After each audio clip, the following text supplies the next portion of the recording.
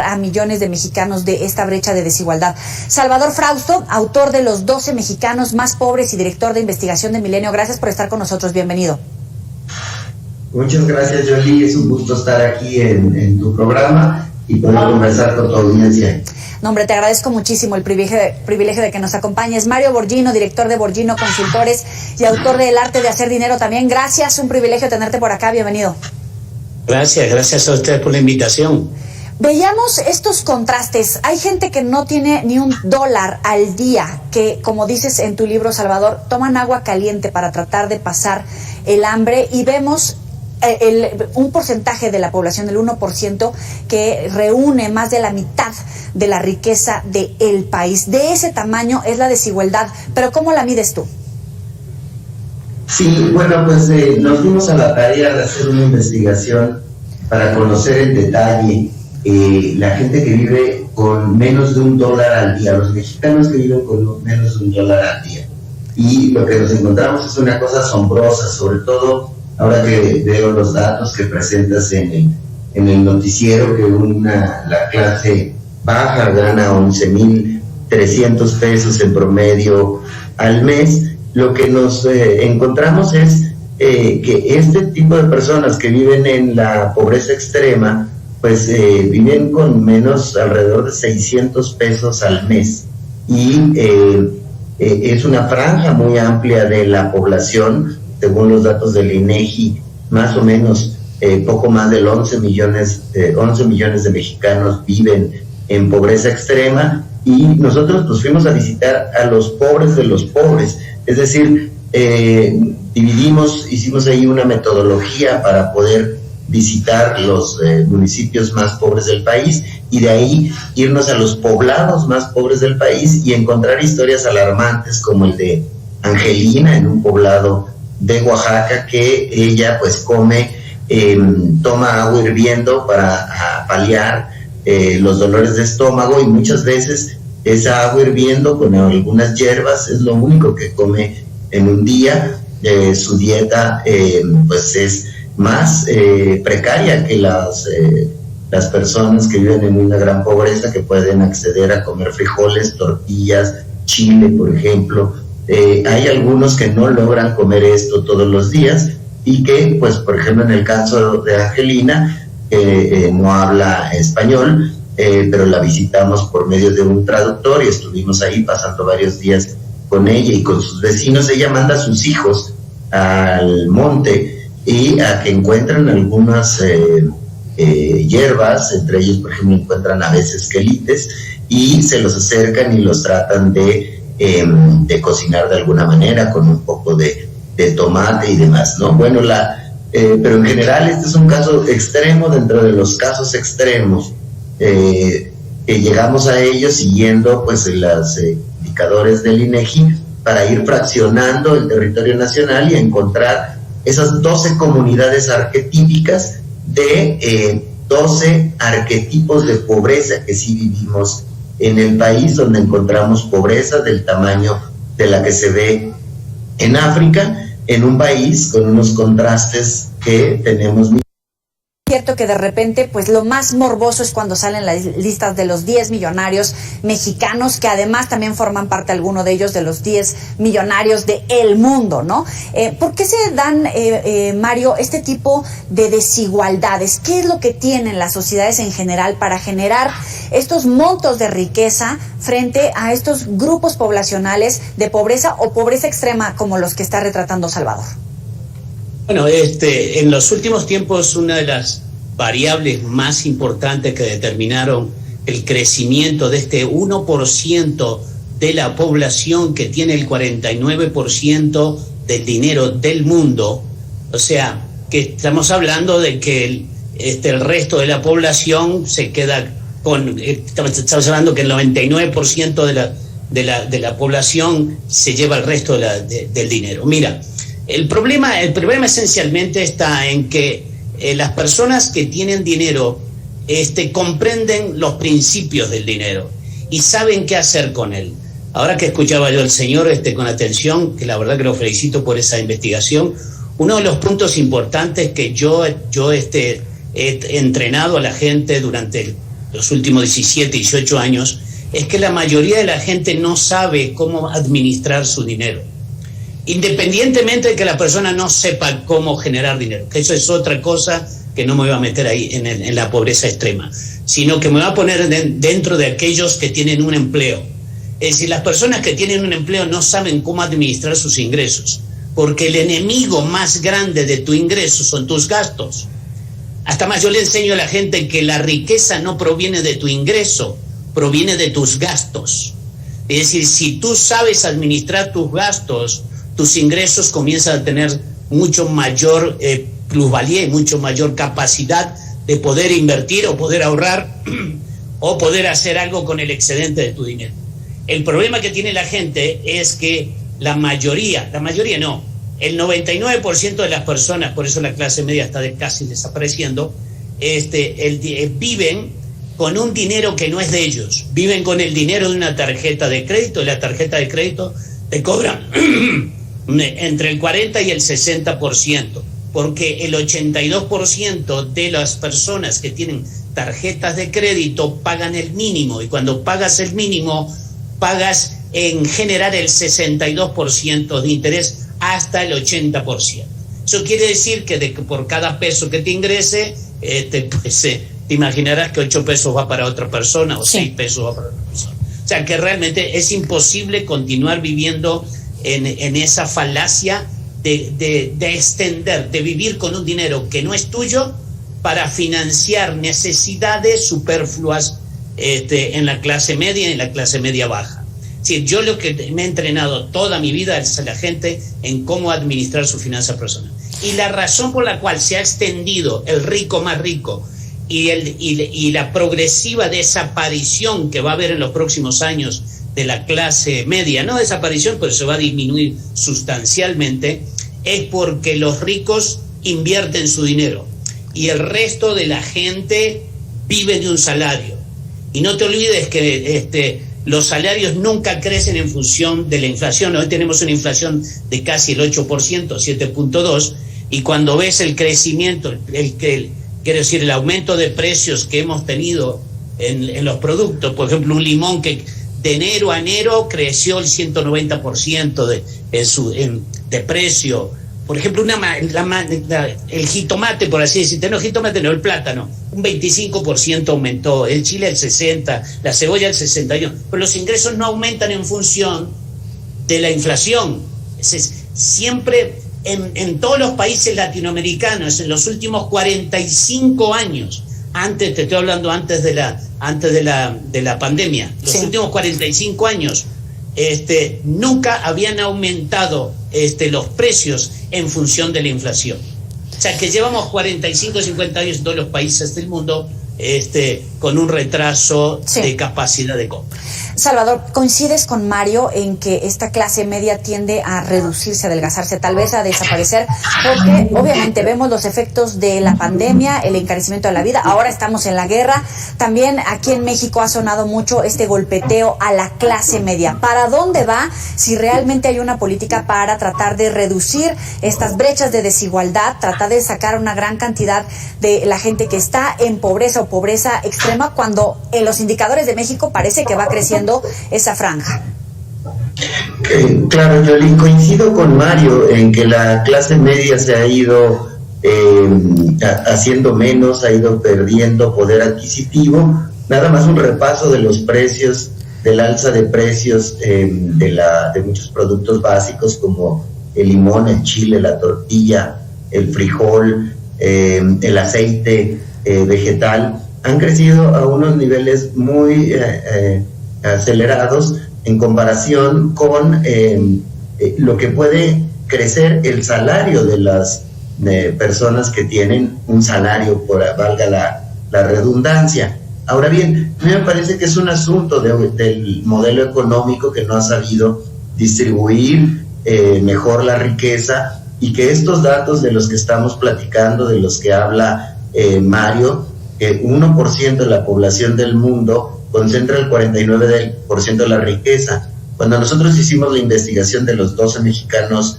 más pobres, cuyo apellido, por cierto, es el lado B de la lista de millonarios, porque justo lo que queríamos hacer es indagar sobre la desigualdad de nuestro país.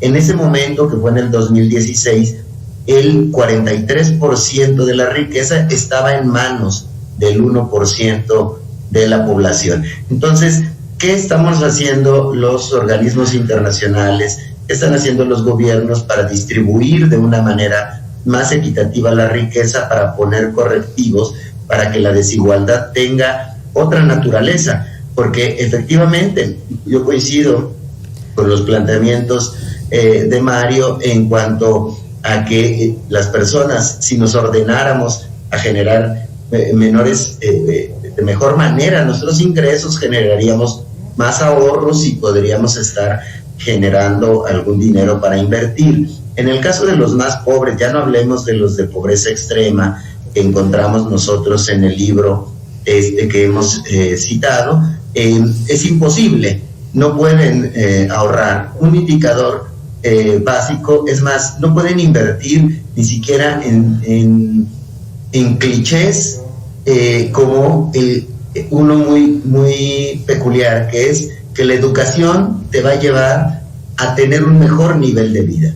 En el caso de las personas más pobres de entre los pobres, la educación no los lleva a un mejor nivel de vida. Eso lo saben por tradición. Algunos de sus hermanos, de sus tíos, de sus padres, de sus abuelos, han estudiado y han intentado generar mayores oportunidades para crecer. Sin embargo, eso no los ha logrado hacer salir del pueblo, sino muchas veces irse a ciudades un poco más grandes y vivir en la indigencia. ¿Por qué? Porque no hay oportunidades para todos, sobre todo para las personas que viven en unos niveles de pobreza tan grandes. Ahí las correcciones tienen que venir del lado de los gobiernos, del lado de los organismos internacionales, para poder solucionar estos grandes franjas de pobreza que vivimos en nuestros países, en México, en América Latina, en África y en otros. O sea, ahora bien, sin duda las clases medias, pues tendríamos, si tenemos la oportunidad, o las clases medias bajas tienen la oportunidad de generar estrategias que tengan que ver con la educación, con el mejor cuidado y destino de los recursos, pero no, ese privilegio no está dado para todos. Ahorita que hablabas de este tema me llama la atención porque decías, por ejemplo, los pobres no solamente es todo lo que no pueden acceder, lo que no pueden comprar, sino el desempoderamiento generacional que tienen uno tras otro, porque tal vez aún estudiando, aún hablando español, aún teniendo un trabajo, no necesariamente van a salir de esa pobreza o pobreza extrema, pero también leyendo un poquito respecto a los millonarios, hablaban de un sector que siguen heredando esa riqueza, pero los herederos no están generando más riqueza. Hay fenómenos tal vez como en Estados Unidos donde hay nuevos millonarios, pero es muy difícil salir de esas franjas. O te cae heredado la pobreza o te cae heredada la riqueza. ¿Cómo romper ese ciclo si es que es de esta manera, Mario?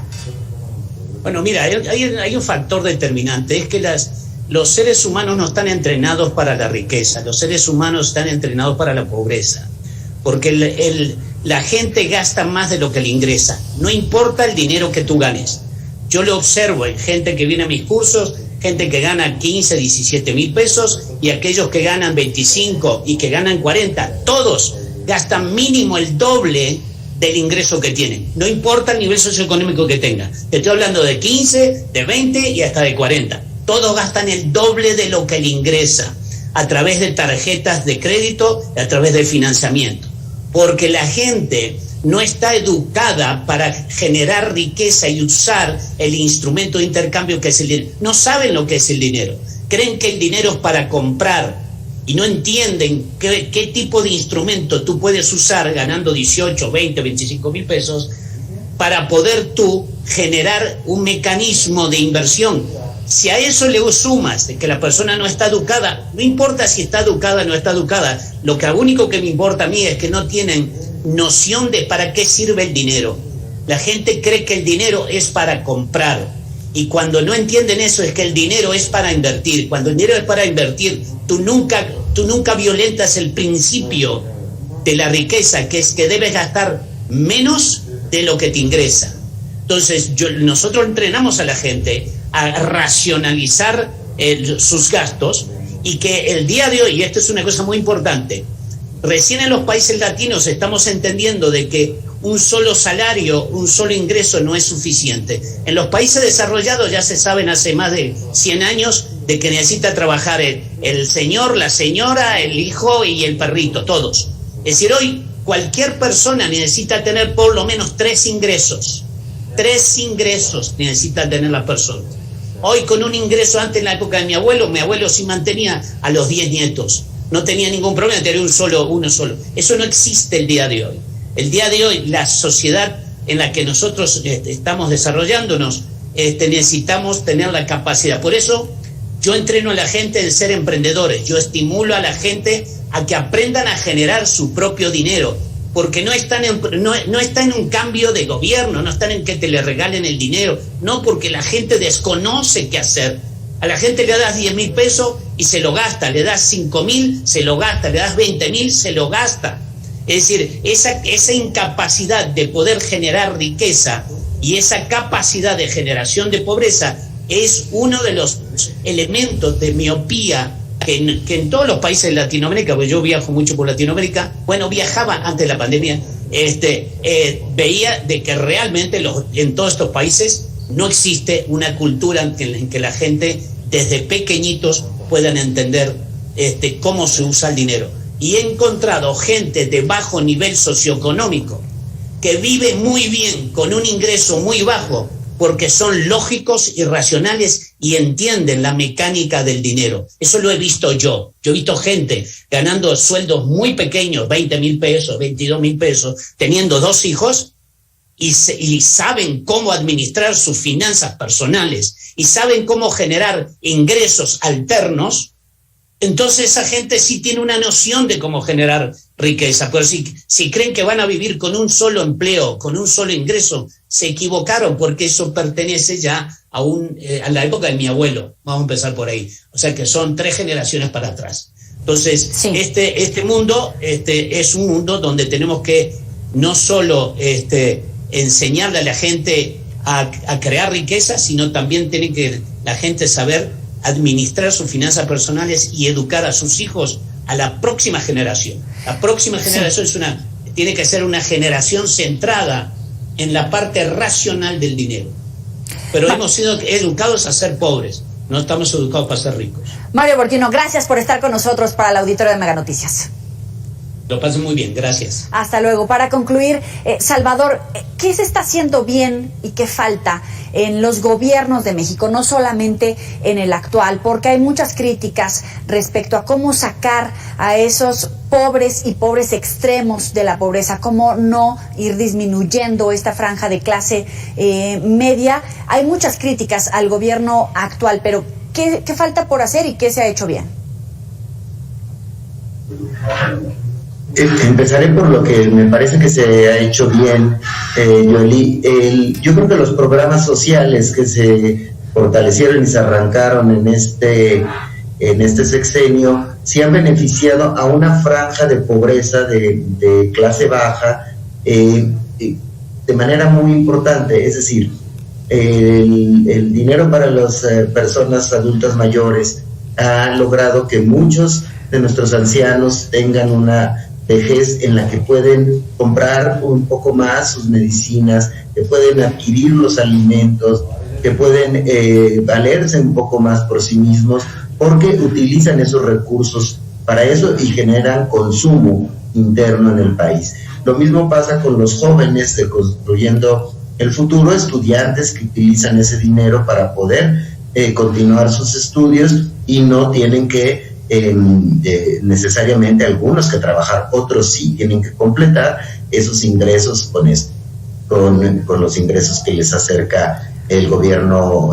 federal. Y por otra parte, pues están las madres solteras o las personas con discapacidad que reciben algunos apoyos, los campesinos en el caso de Sembrando Vida. Hay ahí una serie de recursos que sí han ayudado a una franja de las clases bajas con este modelo pues de subsidios, pero porque no hay una corrección del modelo económico que permita generar que el dinero fluya verdaderamente hacia las capas más bajas. No han sido beneficiados ni en este, ni en el anterior, sexenio, los pobres más pobres de los pobres. Ahí sí, no, ni siquiera los identifican en algunos casos los padrones de pobreza, llámense como se llamen. Sí. En el libro de los 12 más pobres, los fuimos a visitar y la mayoría no estaban en los padrones que reciben subsidios o reciben ayudas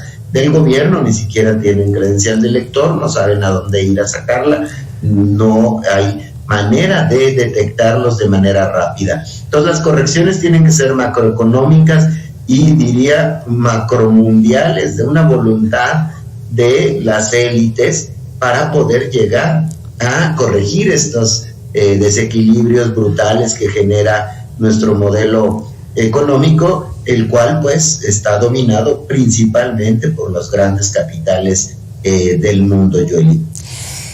Ay, Salvador, nos quedamos con ganas de mucho más. Te vamos a buscar próximamente para seguir platicando sobre tu libro. Te agradecemos enormemente estos minutos para Mega Noticias. Mucho gusto, un gran saludo a tu audiencia. Gracias, buena noche. Vamos a hacer una muy breve pausa. Sabe que puede recuperar estas y otras entrevistas en las redes sociales. Ya volvemos.